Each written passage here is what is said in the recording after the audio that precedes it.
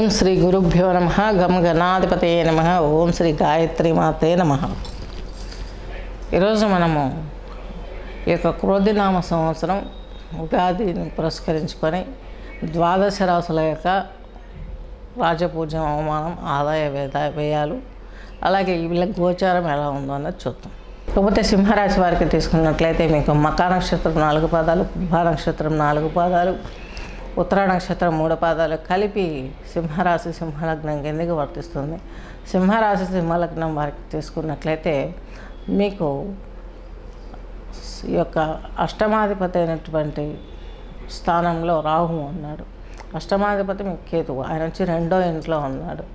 మీకు ఫ్యామిలీలో చిన్న చిన్న ఇబ్బంది, అలాగే వర్క్లో కొంచెం ముందుకు వెళ్ళినట్టే ఉంటుంది, మళ్ళీ వెనక్కి వస్తుంది.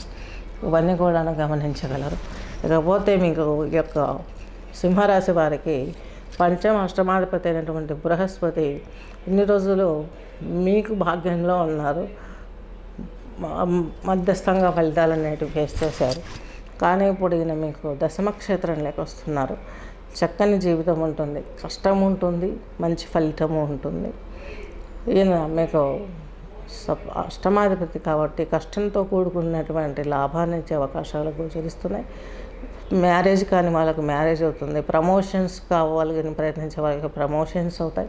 హైయర్ ఎడ్యుకేషన్, అప్పుడే ఎడ్యుకేషన్ అయిపోవాలని జాబ్ రావాలనే ప్రయత్నాలు అయితే, ఎక్స్పెండిచర్స్ అయితే మీరు ఆ యొక్క పెట్టుకోకండి. దాని మూలంగా కొంత నష్టపోతారు. ఆశకు అడియాసలైనట్టుగా ఉంటుంది. కాబట్టి కొంత మీరు స్టడీలో బాగా పట్టు తేరటానికి బాగా ప్రయత్నించండి. నెక్స్ట్ ఇయర్ అందరికీ బాగుంటుంది. ఆల్మోస్ట్ చాలా వరకు కొంత గ్రహాలు మార్పు, అంటే అప్పుడు కష్టం ఉంటుంది, అప్పుడు యుద్ధాలు ఉంటాయి. కాకపోతే ఏంటి, ఇప్పుడున్నటువంటి దానికంటే బాగుంటుంది. 8 సంఖ్య కంటే 9 బెటర్. కుజుడు సంఖ్య ఈయన న్యూమరాలజీ ప్రకారం మనకు చక్కగా కష్టే ఫలం అన్నట్టుగా ఇస్తాడు లైఫ్. శని అట్లా కాదు, నీరసం, అధికారంలో ఉన్నవారికి ప్రజలకు యుద్ధాలు జరగడం, దుమ్మెత్తిపోయటం, దేశంలో ఆర్థిక మాంద్యాలు రావటానికి, ఇవన్నీ కూడా ఈ సంవత్సరం ఎదురు చూస్తాం మనం. అలాగే ఈ శని భగవంతుడు వచ్చేసి మీకు అష్టమంలో పెద్దవాళ్ళ అనారోగ్యానికి కారకుడు అవుతారు. అట్ ద సేమ్ టైం మీ యొక్క దశమ దృష్టిని దశమ వీక్షణ, తృతీయ వీక్షణ ద్వారా దశమ క్షేత్రాన్ని చూసి ఉద్యోగంలో అనేక రకమైనటువంటి ప్రాబ్లమ్స్ క్రియేట్ చేస్తాడు.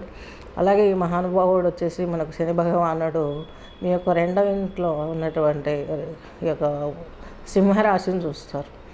సింహరాశిని చూడడం మూలంగా కూడా మీకు పెద్దలకి ఏదో కొన్ని ఇబ్బందులు, లేదా మీకు ఉద్యోగ స్థానంలో మీ పైన పెత్తనం జలాయించే వాళ్ళతో పడలేక బయటికి రావాలనే ఆలోచన, ఇవన్నీ పక్కన పెట్టేసి మీ వృత్తి మీరు శ్రవ్యంగా చూసుకున్నట్లయితే కొంతవరకు మీరు కొంత లాభం లేక వస్తారు.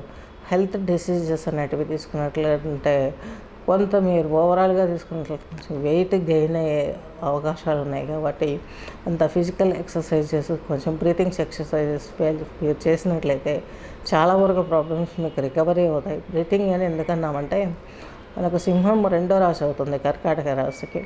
మీకు సప్తమ అష్టమాధిపతి శని భగవంతుడు ఆరోగ్యాన్ని బాగా స్పాయిల్ చేస్తాడు. అష్టమంలో ఉండి 2ని చూస్తాడు కాబట్టి దేహపీడ ఇవన్నీ ఉంటాయి. కాబట్టి ఉదరానికి సంబంధించి, అలాగే యూట్రస్, ఫెలోపియన్ ట్యూబ్స్, ఇట్లా లేడీస్కి అయితే, జెంట్స్కి అయితే అలాగే ఇలాంటి ప్రాబ్లమ్స్ అన్నీ వస్తాయి. కాబట్టి ఈ సంవత్సరం ఈ ప్రాబ్లమ్స్ నుంచి బయటపడాలంటే దశరథ కృత శని స్తోత్ర పారాయణ చేయండి. శని భగవంతుడికి తైలాభిషేకాలు చేయించుకోండి. ఒకసారి జాతక పరిశీలన చేసుకొని శాంతి పరిహారాలు చేసుకొని యోగ ముద్రలు, ఏ ముద్రలో కూర్చొని ఏ స్తోత్రం వినాలనే దానికి మీరు ప్రయత్నించినట్లయితే చక్కని అవకాశాలు వచ్చే అవకాశాలు స్పష్టంగా గోచరిస్తున్నాయి. శుభం.